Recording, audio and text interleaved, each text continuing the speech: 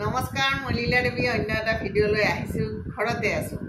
আজি বৰষুণৰ কাৰণে ঘৰৰ সন্মুখৰ পথছোৱাৰ একাঠু পানী, আৰু সেইকাৰণে আজি দোকানলৈ যাব নোৱাৰিলোঁ। ঘৰত আছোঁ যিহেতু মই ভাবিলোঁ ভিডিঅ' এটা কৰি লওঁ। মুখত অকণমান আজি পাউডাৰো সানি লৈছোঁ, ঠাণ্ডা বতৰ, অলপমান ষ্টাইল কৰি লৈছোঁ। ভাল লাগে। আচলতে জীৱনটোক মই প্ৰাণ কৰি ভাল পাওঁ, আৰু জীৱনক ভাল পোৱা প্ৰত্যেক মানুহকে মোৰ ভাল লাগে। জীৱনক ভাল পাব লাগে। আচলতে এবাৰ নিজক এদিন আইনাত সকলোৱে চাব লাগে, অলপ সজাই চাব লাগে। জীৱনৰ আয়ুসটো আৰু অকণমান বাঢ়ি যোৱা যেন লাগে। বহুতৰ সৈতে মই প্ৰতিদিনেই কথা পাতোঁ। বহুতে কয়, কিমান দিন যে হ'ল ঘৰৰ পৰা বাহিৰে ওলোৱা নাই, ভাল কাপোৰ এসাঁজ পিন্ধাই হোৱা নাই। আচলতে 50 বছৰৰ পিছত কি হয়, ল'ৰা ছোৱালী ওলাই যায় ঘৰৰ পৰা, কাম বা বিয়া বাৰু হৈ বা নতুন ঠাইত এষ্টাব্লিছ হৈ যায়, আৰু ঘৰত মাক দেউতাক অকলশৰীয়া হৈ যায়। আৰু 60 বছৰ হ'লেতো ৰিটায়াৰে হ'ল, গতিকে ঘৰত থকা হয়। ঘৰত থকা হ'লে নতুন কাপোৰযোৰ পিন্ধা নহয়। বিবাহ বা তেনেকুৱা উৎসৱৰ বাহিৰে অন্য ঠাইত তেনেকৈ যোৱাই নহয়। আজিকালি মানুহে মানুহৰ ঘৰলৈ যোৱা তাগিদাটো সীমিত। আগতে মানুহে মানুহৰ ঘৰলৈ গৈছিল, কিন্তু আজিকালি মানুহৰ ঘৰলৈ যোৱাটো কমিছে।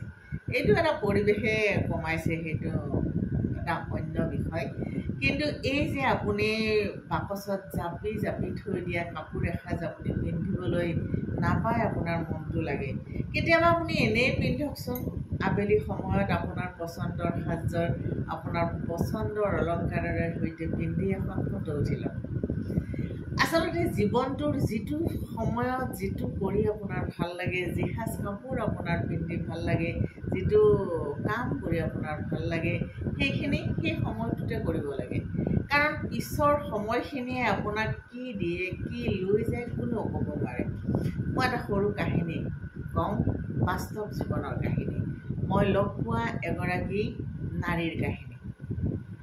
মোৰ প্ৰিয় নাৰী আছিল তেওঁ। ডাক্তৰ, পতিৰ সৈতে 4জন পুত্ৰৰ মাতৃ আছিল তেওঁ। ঘৰত সদায় পাটৰ মেখেলা এখন, আৰু মেখেলাখনৰ লগত মিলাই কটনৰ চাদৰ এখন পিন্ধিছিল। বৰ ধুনীয়া আছিল মানুহজনী, আৰু মানুহজনী ৰান্ধিছিলেও খুব ধুনীয়া। তেওঁৰ 4টা পুত্ৰ সন্তান, সেই লৈ তেওঁ গৌৰৱো কৰিছিল। কাপোৰবিলাক, যিহেতু ডাক্তৰ পতি, কাপোৰবিলাক ধুনীয়া ধুনীয়া কাপোৰবিলাক তেওঁ বাকচত সাঁচি ৰাখিছিল। তেতিয়া কৈছিল যে এতিয়াতো মই ল'ৰা ছোৱালীৰ লগতে ব্যস্ত হৈ থাকিব লাগে। যেতিয়া ল'ৰা ছোৱালীৰ বিয়া হ'ব, ঘৰলৈ 4গৰাকী বোৱাৰী আহিব, তেতিয়া মই ধুনীয়া ধুনীয়া কাপোৰবিলাক পিন্ধি বহি থাকিম, আৰু বোৱাৰীয়ে মোক যতন ল'ব। মই ধুনীয়াকৈ বহি থাকিম, ঘৰলৈ আলহী আহিলে কথা পাতিম, আৰু মোৰ 4গৰাকীকৈ বোৱাৰীয়ে মোৰ যতন ল'ব। কিন্তু সময় বৰ নিষ্ঠুৰ। তেওঁ ভবাৰ দৰে তেওঁৰ ঘৰলৈ 4গৰাকী বোৱাৰী আহিল সঁচা, কিন্তু 4গৰাকী বোৱাৰীৰ এগৰাকী বোৱাৰীয়েও তেওঁৰ যতন নল'লে। মূল ঘৰটোৰ চাৰিওফালে 4টা ঘৰ গঢ়ি উঠিল। 4জন পুত্ৰৰ নতুন ঘৰ, নতুন নতুন বিল্ডিং 4টা চাৰিওফালে গজি উঠিল। মূল ঘৰটো সেই পুৰণি আছাম টাইপৰ কাঠৰ বিম লগোৱা ঘৰটো একেঠাইতে থাকিল, আৰু তাত মাক থাকিল। দেউতাক আধা বয়সতে জীৱনৰ সামৰণি মাৰিল। আধা বয়সতে স্বামীহীনা পত্নীয়ে তেওঁৰ 4টা পুত্ৰক পঢ়াই শুনাই শিক্ষিত কৰি তুলিলে। নিজৰ ভৰিত থিয় দিব পৰা হোৱাৰ পিছত বিয়া বাৰু পাতি দিলে, আৰু বিয়াৰ পিছত 4জন পুত্ৰই মূল ঘৰৰ চাৰিওফালে 4টা ঘৰ বনালে। 4টা নতুন নতুন অট্টালিকাত তেওঁলোকৰ সুখৰ সংসাৰ এখন গঢ়ি উঠিল। কিন্তু মাকক চোৱাৰ বাবে কাৰো সময় নহ'ল। সেই ডাক্তৰ পত্নী এতিয়া আপুনি দেখিলে এগৰাকী ভিক্ষাৰী বুলি কয়। তেওঁৰ দেহত মলিন সাজ, সেই সৌন্দৰ্য, সেই অপৰূপ সৌন্দৰ্যৰ নাৰীগৰাকীৰ এতিয়া দেহত হাড় আৰু ছাল। এয়াই জীৱন, এয়াই বাস্তৱ, এয়াই জীৱন। তেওঁ যদি সেই কাপোৰবোৰ ভাজে ভাজে সাঁচি নাৰাখি তেওঁ যদি মাজে মাজে পিন্ধিলেহেঁতেন, অন্ততঃ তেওঁৰ মনটো কিছু সুখ পালেহেঁতেন। সাঁচি থোৱা সেই কাপোৰবোৰ তেওঁৰ আৰু পিন্ধা নহ'ল, খুলিও চোৱা নহ'ল, ভাজে ভাজে ফাহি গ'ল সেই কাপোৰ। তাৰে প্ৰতিকেইটা পুৰণা মেখেলাত চিলাই পিন্ধে তেওঁ। এতিয়া তেওঁৰ ৰূপটো এগৰাকী ভিক্ষাৰীৰ দৰে। কিমান দুখ লগা মানুহৰ জীৱন প্ৰবাহ। কোনেও ক'ব নোৱাৰে ঘূৰি থকা জীৱনৰ গতিয়ে কেতিয়া ক'ত ৰৈ যায়, কেতিয়া ক'ত স্থবিৰ কৰি পেলায়। এইবিলাক জীৱনৰ মানে চৰম সত্যৰ কথা। গতিকে জীৱনৰ যিটো সময়ত আপোনাৰ যদি যোগ্যতা থাকে, আপোনাৰ যদি ইচ্ছা থাকে, তেতিয়াহ'লে সেই কামটো সেই সময়তে কৰি পেলাব লাগে। কাৰো অন্যায় নোহোৱা কাম এইবোৰ। নিজক সুখ দিয়া, নিজৰ মনটোক সজীৱ কৰি ৰখা কামবোৰ নিজে নিজে কৰিব লাগে। আপোনাক কামোৰা মানুহৰ অভাৱ পৃথিৱীত কেতিয়াও নহয়। সেইটো মই নিজৰ অভিজ্ঞতাৰ পৰা কৈছোঁ।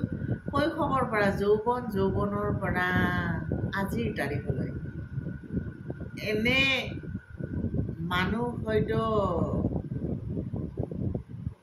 আপোনাৰ জীৱনত বা আমাৰ জীৱনত থাকিবই, যিয়ে আঘাত কৰিবলৈ প্ৰতিটো মুহূৰ্ততে চেষ্টা কৰিব।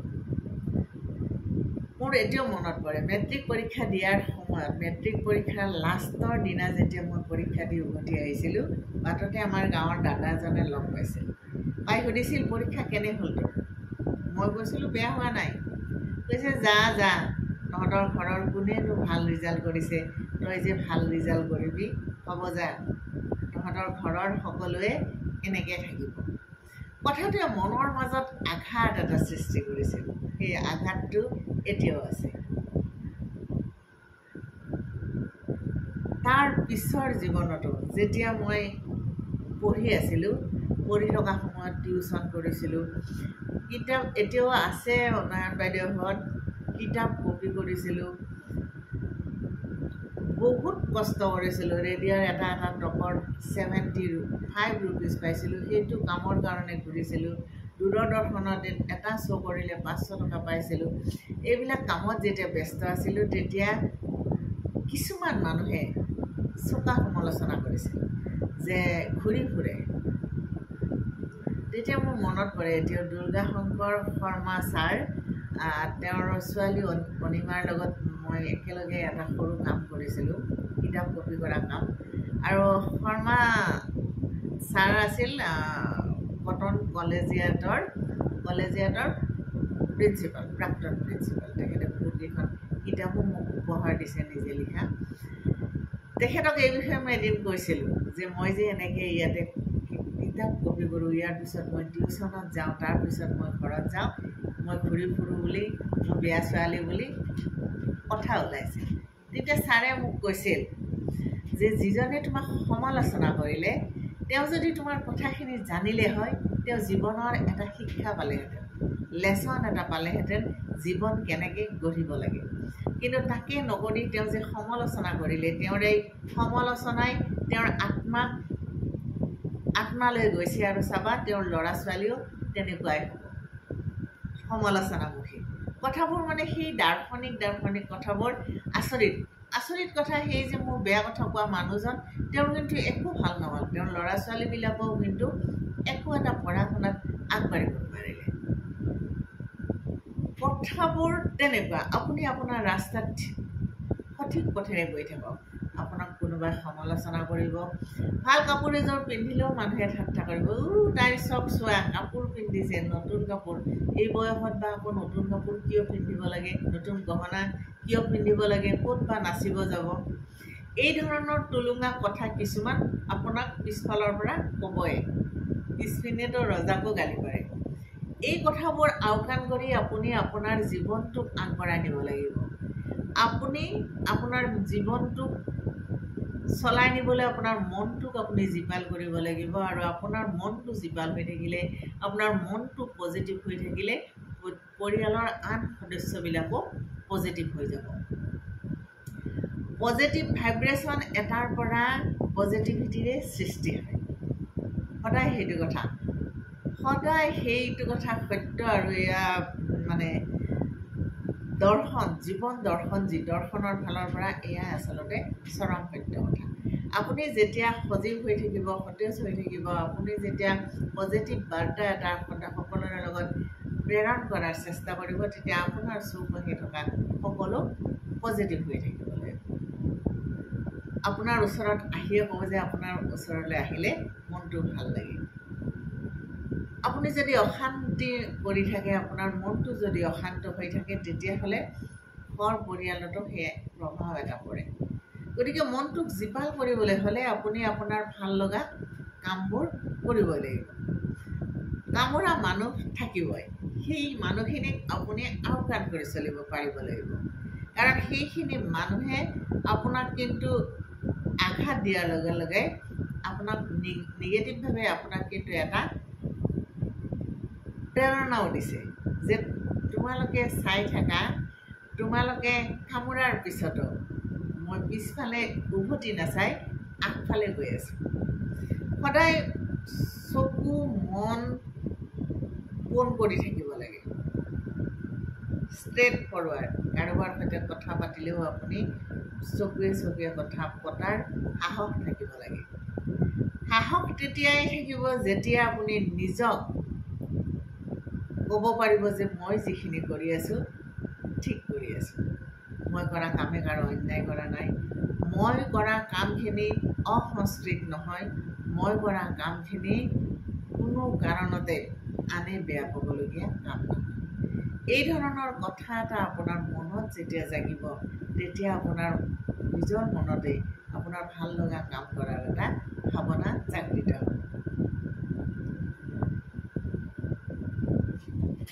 আৰু দুটামান উদাহৰণ দিবলৈ মন আছিল, কিন্তু ভিডিঅ'টো বহুত দীঘলীয়া হ'ব। যে জীৱনত লগ পোৱা বহুত মানুহে কয় এই কথাবিলাকে যে কিবা এটা কৰাৰ হেঁপাহ থাকে, কিন্তু এতিয়া আৰু সময় নাই। সময় আছে। আপোনাৰ যদি কিবা কৰাৰ এটা হেঁপাহ আছে, তেতিয়াহ'লে সময় আছে। সময় নাই বুলি নক'ব, জীৱনৰ অন্তিম মুহূৰ্তটোলৈ আপোনাৰ সময় আছে। বহুতৰ দেহত আজিকালি নানা ৰোগে আক্ৰমণ কৰি মনকো আচলতে দুৰ্বল কৰি তুলিছে। কাৰণ দেহৰ লগত মনৰ এটা নিবিড় সম্পৰ্ক থাকে। কিন্তু দেহটো ভালে ৰাখিবলৈ আপুনি মনটোকো ভালে ৰাখিব লাগিব। আপোনাৰ মনটো ভালে থাকিলে দেহৰ বেমাৰবোৰে খুব এটা লাই নাপায়। আপুনি যদি যোৱাকালি বৰষুণ আছিল, তথাপিতো মই দোকানলৈ গৈছিলোঁ। কাৰণ কালি মানে পানী ইমানখিনি, ভৰিখনৰ ইমানখিনি তল যায় আৰু ইমানখিনি পানী পাৰ হৈ যাব পাৰি, তেনেকৈ মই দোকানত গৈছোঁ। তেতিয়া দুগৰাকী ভদ্ৰ মহিলা আহিছে। এগৰাকী কৈছে যে মোৰ আহিব তেনেকৈ মন নাছিল, কিন্তু আপোনাক লগ পাবৰ কাৰণে আহি গ'লোঁ, যে আহিলে মনটো ফৰকাল লাগিব। দিনটো ঘৰৰ ভিতৰতে সোমাই আছোঁ, মানে একদম বেয়া লাগি গৈছে। এই যে অকণমান ওলাই আহিলোঁ, মনটো ভাল লাগিল। অকণমান ওলাই আহিলে সঁচাই, আপুনি যদি অকণমান ওলাই আহে মনটো ভাল লাগে। কিন্তু ওলাব ক'ত? এতিয়া ওলাবলৈ ঠাইও তেনেকুৱা নাই। সেই ওলাবলৈ যদি আপুনি এটা ঠাই অকণমান বিচাৰি উলিয়াব পাৰে, তেতিয়াহ'লে কিন্তু আপুনি বহুতখিনি পজিটিভ হৈ থাকিব পাৰে। আপুনি কাকো সমালোচনা নকৰিব। সমালোচনা যোগাত্মক হ'ব লাগে, সেইটো এটা বেলেগ দিশ। কিন্তু এই যে ধৰক কোনোবাই কাম এটা কৰিছে যা, তাই বৰ উল্টাব, এই ধৰণৰ কথা নকয়। তাই এটা কাম কৰিছে, খুব ভাল হৈছে দেই, আমিও যদি কৰিব পাৰোঁ, এই ধৰণৰ পথেদি যদি আপুনি যায়, তেতিয়াহ'লে উপকৃত হ'ব, মন সজীৱ হ'ব, নতুন কাম কৰাৰ কাৰণে উৎসাহ জাগিব। আপোনাৰ আনৰ ভালটো দেখি কেতিয়াও ঈৰ্ষা নকৰি, আনৰ ভালটো দেখি তাৰ পৰা প্ৰেৰণা ল'লে জীৱনত বহুতখিনি উপকৃত পোৱা যায়। কথা বহুত ক'লোঁ, আজি অলপ ষ্টাইলো কৰিলোঁ।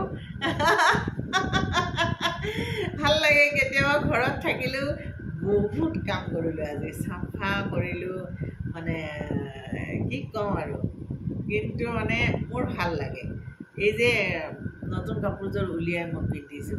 মোৰ বাইদেউহালে ক'লেহেঁতেন তোৰ আৰু কাম নাই, নতুন কাপোৰযোৰ উলিয়াই পিন্ধি এতিয়া আৰু ইস্ত্ৰি কৰিব লাগিল, এতিয়া আকৌ জাপি থ'ব লাগিল, এইটো আৰু কাম বঢ়াই লয়নে? কিন্তু এই যে বঢ়াই লৈছোঁ কামটো, এইটোৱে মোৰ মনক আনন্দ দিছে, ভাল লাগে।